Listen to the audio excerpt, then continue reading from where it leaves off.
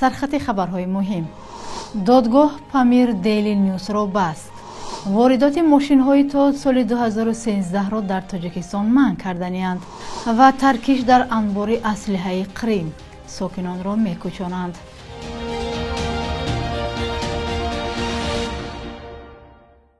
سلام بیننده‌های عزیز، امیدوارم خوبید و برنامه نویدی بامدادی را تماشا دارید.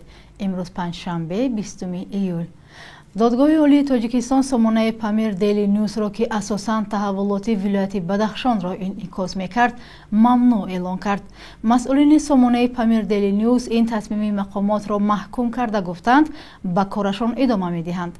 دادستانی کل تاجیکستان گفت قرار دادگاه عالی در این باره هنوز 14 ایون قبول شده است. معلوم نیست که چرا آن را با گذشت یک ماه نشر کردند. در خبرنامه رسمی آمده است با درخواست دادستانی تشکیلات پامیر دیلی نیوز یا پامیر نیوز تشکیلات اکستریمیستی اعتراف گردیده فعالیتش در حدود تاجیکستان منع کرده شد. مقامات گفتند سامانه‌های اینترنتی پامیر دیلی نیوز در حدود کشور بسته شده، شهروندان در صورت همکاری و کمک به آن به جوابگری کشیده می‌شوند. اما دادستانی مشخصاً نگفته است که بر اساس کدام دلیل‌ها این سامانه در تاجیکستان ممنوع اعلان شد.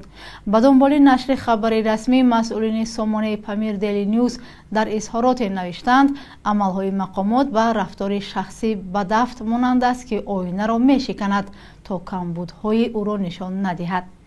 پامیر دیلی نیوز بیشتر خبرها درباره وضعیت در ولایت مختار کوهستان بدخشان را نشر می‌کند.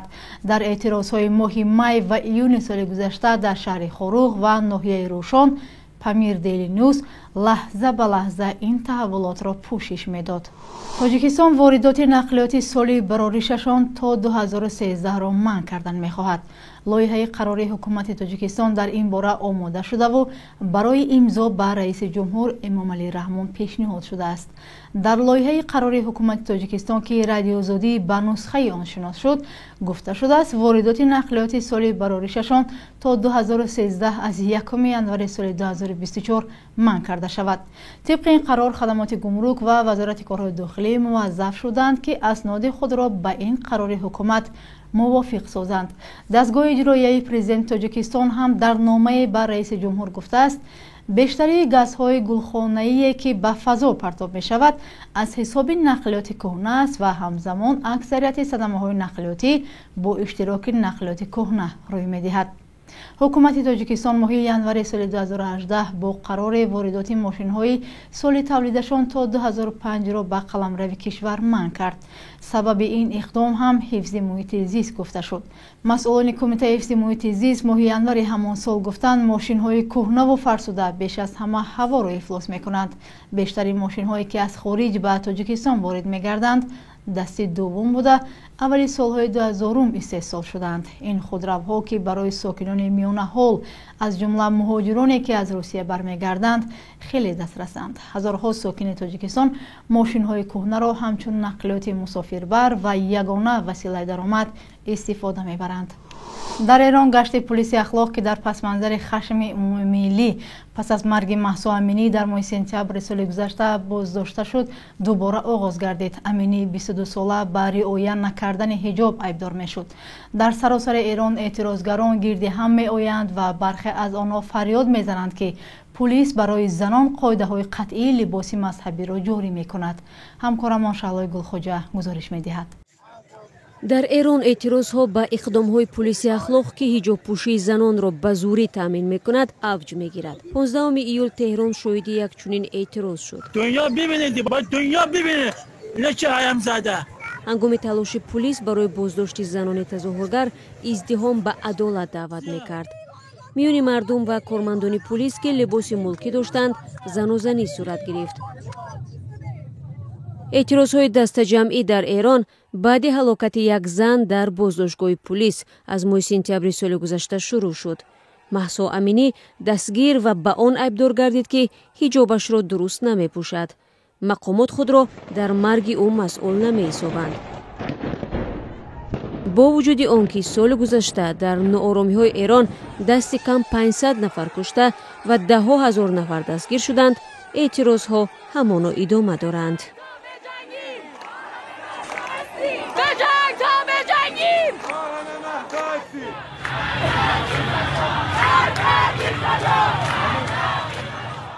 хасбулло муҳаммадов блогери доғистонӣ ки бо лақаби хасбек маъруф аст ба душанбе омадааст. дар ин бора худи ӯ бо нашри як акс дар зери шаршара дар саҳифаи инстаграмаш хабар додааст, аммо ӯ ҳадафи ин сафарро мушаххас накардааст. блогнавис аллакай дар саҳифаи худ дар шабакаҳои иҷтимоӣ чанд навор ва акси атрофи душанберо нашр кардааст.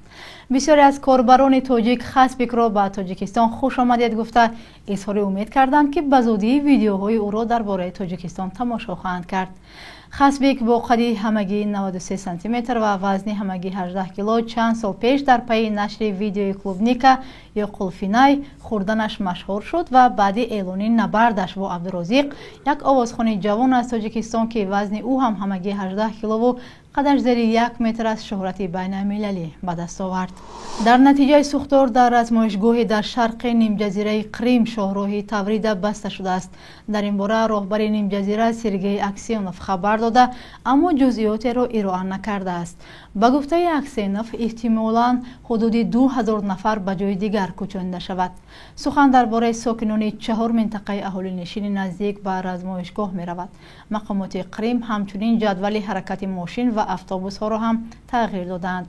бино ба хабарҳои расман тасдиқ ношуда, ин сӯхтор дар натиҷаи таркиши анбори аслиҳа дар шаҳри Крими қадимӣ сар задааст.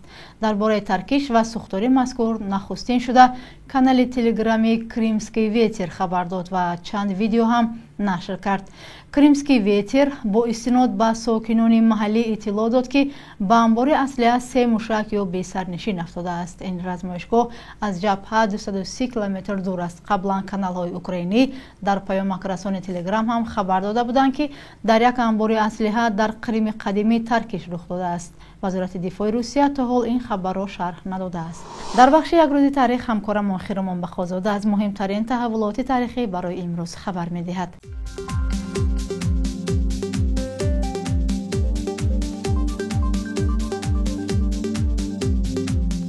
20 июли соли 2010 вазорати кори иёлоти муттаҳидаи амрико рӯйхати нави маҳсулотеро нашр кард ки воридоташон ба амрико ба далели истифода аз нерӯи кӯдакон дар тавлиди он маҳсулот манъ аст. ба ин феҳраст пахтаи Тоҷикистон низ ворид шуд. ин дар ҳоле буд ки аз соли 2007 дар Тоҷикистон ҷалби мактабиёну донишҷӯён ба пахтачинӣ манъ шуд, вале шикоят аз истифодаи ғайриқонунии онҳо ҳамоно ба гӯш мерасид.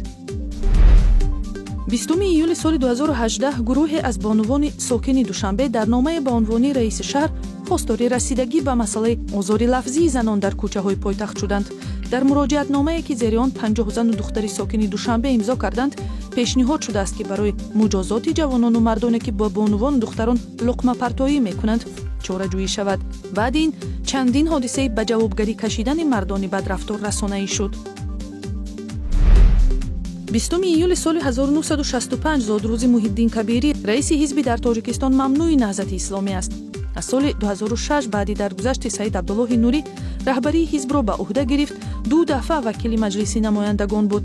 баҳори соли 2015 аз Тоҷикистон рафт ва бо мамнӯъ ва террористӣ эълон шудани ҳизбаш дар кишвар ки ба қавли ӯву тарафдоронаш беасос будааст, кори ҳизбро дар хориҷа идома медиҳад. ва қурби асъори хориҷӣ субҳи имрӯз чандон тағйир наёфта 1000 рубли русӣ 120 сомонӣ, 100 доллари амрикоӣ ба 1092 сомонӣ ва 100 евро ба 1225 сомонӣ иваз карда мешавад.